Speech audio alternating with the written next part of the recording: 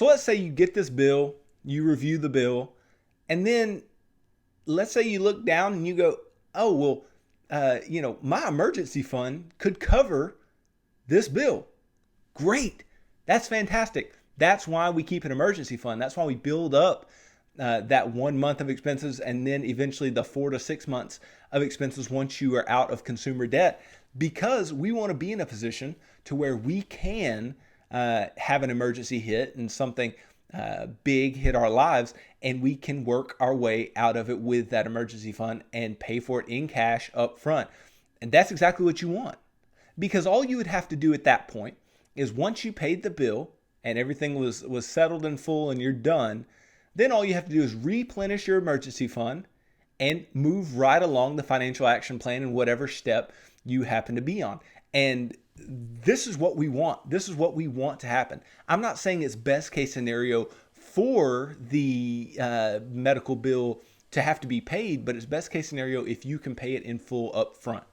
Because we all know that it doesn't feel good to pay the things you owe. We've talked about that with paying off all different kinds of debt. It just doesn't feel good, right? You don't feel good when you lose the money. Now, it feels good to get things paid. Like, it feels good to get that motivation to keep pushing forward.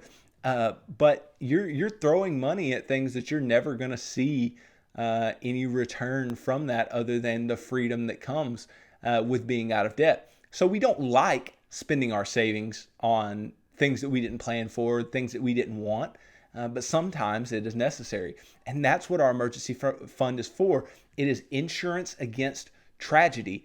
And so, given that that's the fact, I would say a broken arm, or, a big, medical scare, or, cancer, or what, I would guess that these things are tragedies. These things are short-term tragedies in your life that you have to take care of, that you have to bear with. And the best way to go about doing so would be to go ahead and pay with cash, pay with that emergency fund, and then pay yourself back after the fact. Now, let's say you're not in that position. Let's say either your emergency fund doesn't fully cover the medical bill, or your emergency fund doesn't cover the medical bill at all. Well, then we have to start taking some good steps to get you where you need to be quickly.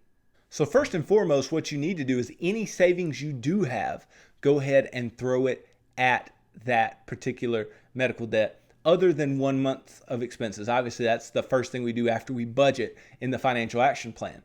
So if you have more than 1 month's expenses in savings, then you need to go ahead and throw everything else at that particular bill.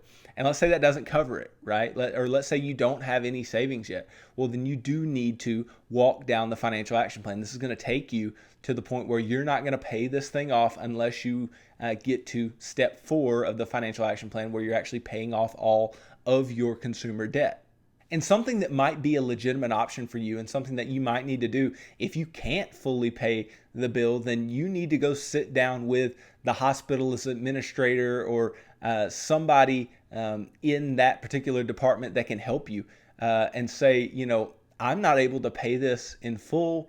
I'm going to have trouble paying this. Can we set up some kind of system, some kind of payment plan? That way I'm not sent to collections, because that's the last thing we want. We don't want to be sent to collections on our medical bills.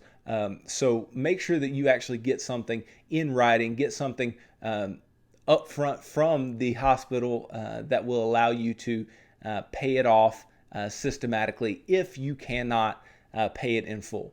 And you have to leave your pride at the door if you're going to do that, because it's really you asking for some mercy, some help from the hospital. And they may even help you in knocking down the bill some, which, they want money. They want you to pay them as much as you can pay them, but they don't want to receive nothing. And just like any other creditor, they're afraid that they'll receive nothing a lot of times. And so they will help you out in order to get the money that they have, because this is not secured debt. They can't, come after your, home or your car or whatever. Like, those things, they can just take that thing away from you. This is not secured debt. And so when, you tell, it's just like, with credit card companies, if you're having to negotiate with credit card companies because you legitimately can't pay them, they will take something over nothing. And remember this, you're not trying to get out of paying. What you're trying to do is you're just trying to get the best situation for yourself moving forward, and you're trying to get them to help you and assist you to get to a place where you can actually manage the payment and then eventually pay it off.